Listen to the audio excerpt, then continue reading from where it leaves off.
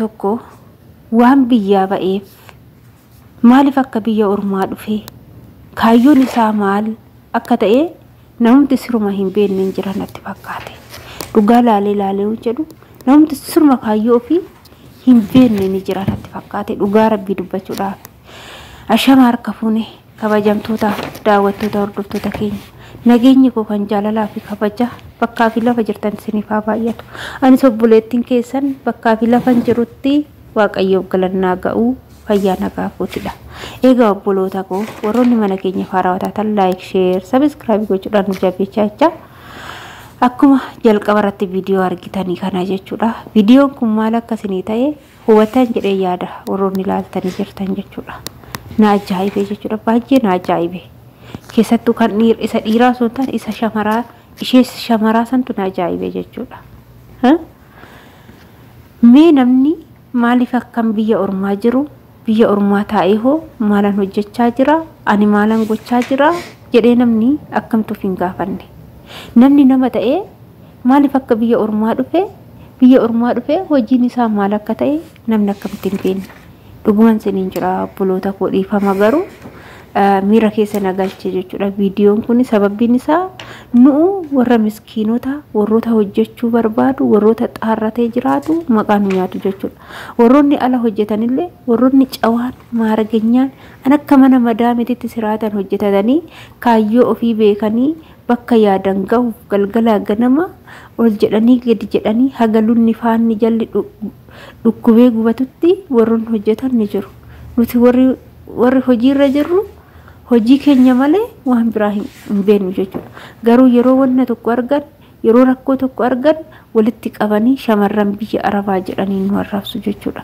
Eeyyee garuu amma sumaraan gara viidiyoo sin dabarsa. Viidiyoon kun maal akka mul'isaa dubbattu maxaxxii dhugaa jiru ijoolleen kun sirriitti hubattanii jirtu jechuudha. Maxaxxii dhugaa jiru. Ishee shamaraa warra shamarranii dhiira jedhanii ol ga'aniiti kan jiraatan Saudi Arabiyaa keessadha. Inna maxaxxii dhugaa jiru jechuudha. Argitanii miti? Mee amma iddoo kana teechee dhiira jidduu teechee shiishaa afuufutu caalee fi maxaxxii dhuguutu caalee fi waan hin taane waan likiskisaa hojjechuutu caalee fi mee dhiira wajjin taa'u dhiira qixxee taa'u jidduu isaanii taa'uun boo maal qabame biyya ormaatitti bu'umti inni qabu natti himame. Yoo heeruma ta'e siraatan itti heerumanii abbaa manaa yoo ta'e siraatan qalabatiidhaan nikaadhaan itti heerumanii iddoo hojii ofii sanitti iddoo mana isaaniitti kabajaadhaan jiraachaa dalagaa ofii dalagatanii yoo rabbiin immoo ilmoo kenneef biyyuma ormaa kanatti ilmoo isaanii guddifachaa bakka gaariitti argamanii dirqama bakka gadhee bakka maqaa nama xureessutti bakka mooyyuu namaaf hin malle argamanii kaayyoo shamarran biyya arabaa shamarran biyya arabaa duriyyeedha. Shamarran biyya arabaa maraattuudha. Keessattuu shamarran Saudi daa'ima dhaltee biyyatti galchuu daa'ima baangaaliidha dhaltee kaargoo godhuu jedhanii maqaa nutti baasanii jechuudha. Hundatu akkasii hundatu hojii akkasii qaba. Mee kana bichaa naa deebisaa. Warroonni miskiinonni hoo warroonni waa'ee likiskisaa san hin beekne hoo warroonni iddoon ijaazaa garam akka ta'e hin beekne hoo jara kana wajjin waamama. Jara baalagee warra addaa kan maaliif akka jiraatan hin beekne kanneen wajjin lakkaawama. Kunis jammar haadhaaf abbaarraa iyyuu dhalan.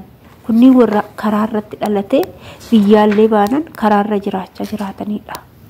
Mee amma biyya ormaatuun nu dandeesse bara. Nu dandeesse biyya ormaa akka nama keenya dandeesse nama biraa hin dandeenye jechuudha. Namni biyya keenya maal baalagaahuu balleechuu waan hin taane hojjechuu. Amma dhugaan sinitti himaa miti. Amma yeroo duraa tokko biyya kana keessa qabaan akka malee qabu bakka akka malee dararanii yoo qaban kun amma dararu biyya kanatti sababbiin isaa maal wanta biyya kana keessatti hojjetamuu hin malle wanta hin taane shamarran iddoo ijaazaa dhiiraa shamarraniidha. Mana kiraa hin qabatu mana kiraa san keessatti ol ga'anii wanna hin taane hojjetu jechuudha. Wanta shiishaa kana xamadanii shiishaa kana afuufaa ol biyya kanatti shiishaa dhiisatti sigaaradhaa yoo xuuxanii siraatan xuuxu jechuudha. Hundi xuuxu wantoota alkoolii mataa nama tuqu biyya kana keessatti hin godhani jechuudha. Isaan garuu warroota araqeefaa baasantu jira jedhanii warroota shiishaa kana xamadanii guyyaa guutuu xuuxaa oolantu jira. Wantoota mataa namaa maraachan alkoolii garagaraa kiniinii garagaraa kana nyaatanii mana ijaazaa keessatti maraatu. Oduma kana godhan poolisiin guyyaa tokko mana iddoo ijaazaa tokko irra ga'e. Kan isa arge poolisiin iddoo ijaazaa hundi kanuma qaba jedhanii fattashaa jalqaban jechuudha. Warroota miskiinota warroota xaarratee jiraatu biddeenatti cufanii akkasitti bara sanii jechuudha. Intala adaada kiyyaallee asirti turte ishiin illee haala sanii qabamte mana hidhaa keessatti agajjii asadii imamaan luqqisanii indoom gizee saniin galchu turanii akkasitti galchanii jechuudha. Mi'a amma biyya kanatu balleeche jennamoo ijoollee keenyatu waan hin taane hojjetee balleeche jennamoo maaluma jenname yookaan mana madaami taa'aa hojjetadhaa yookaan baatanii siraatan taa'aa hojjedhaa. Maalin maqaa miskiinotaa nyaattu? Maalin maqaa akka miskiinonni hojjetatanii dalagatanii hin jiraanne maaf gootu? Dhugaa rabbii dubbachuudhaaf. Ara sheemidha kuni sheemi naman qabsiisa kuni waan hin taane dhugaa rabbii yoo dubbanne kuni waan badaadha jechuudha. Odoo hojii akkana hojii safuu hojii hin taane kanneen irraa osoo fagaannee jiraannee bareedan jedhaan akka mataa kootitti baay'ee dhugaa baay'ee itti saalfadhe hojii kanneenitti jechuudha. Kanaafuu hundaafuu waaqayyoon nu alaaffisu waaqayyoon nama gaarii waan godhu boruu keenya nama ilaallatu nu haa godhu obboloota koo dhugaa kaayyoo manaa baataniif ilaalladhaa. Maaliif akka biyya ormaa dhuftan ilaalaa beekaa. Kan dhaltanii ilmoo qabdantu jiraachuu danda'a. Kan immoo akkasumas immoo maatiin keessan har'a waan keessa jiraatu manni isaan keessa jiraatan akkasumas immoo wantoota maatiin ofii hin qabne hedduutu jira. Namoota isa ulaagaalee maatii ofii guutuu jireenya ofii boruu bareechuu namoota biyyaa bahetu jira. Isaan kun of ilaalaa garagaraatti of ilaalaa maafan akkana ta'aa jira. Maafan hojii kana hojjechaa jira. Maafan wanta safuu cabse hojjedha jettanii maal ta'a yoo of ilaaltan dhugaa rabbii. Dhugaa rabbii waan hin taane aga hojjettanii jechuudha. Kanaaf ni ulfaata dhugaa. Hojii waan hin taane hojjechuun bu'aa tokkollee hin qabu ilma namaatiif jechuudha. Keessattuu biyya ormaatitti. Biyya ormaatitti likiskisuun maquma balleechuu waan hin taane bakka wanta fakkaanne bakka wanta namni nama jibbu wanta dhaloonni namarratti jibbu hojjechuudha malee kuni bu'aa sin qabu faayidaa sin qabu wanna tokko jechuudha. Akkasis isinin jedha hordoftoota kiyya ani kanaan alatti dhugaa baay'ee natti dhagahame viidiyoon kuni na gizee tokko madaamin toonatti dubbate turte Itoophiyaan baalageedha naan jette dhugaa rabbii baalageedha shamarri keessanis baalageedha akkasumas immoo waan iddoo amma warroota ala hojjetan poolisoonni hin beeku waan hin taane hojjetu baalageedha naan jette jechuudha.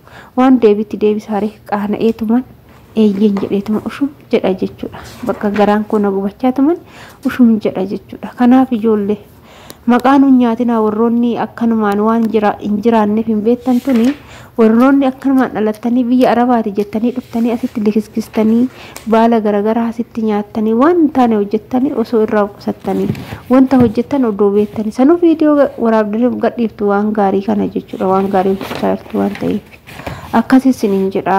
Waan nu dhaggeeffattaniif ulfaadhaa galatooma. Hanga viidiyoo biraatti walitti deemtii turtii gaarii isiniif haa ta'u. Baay'ee.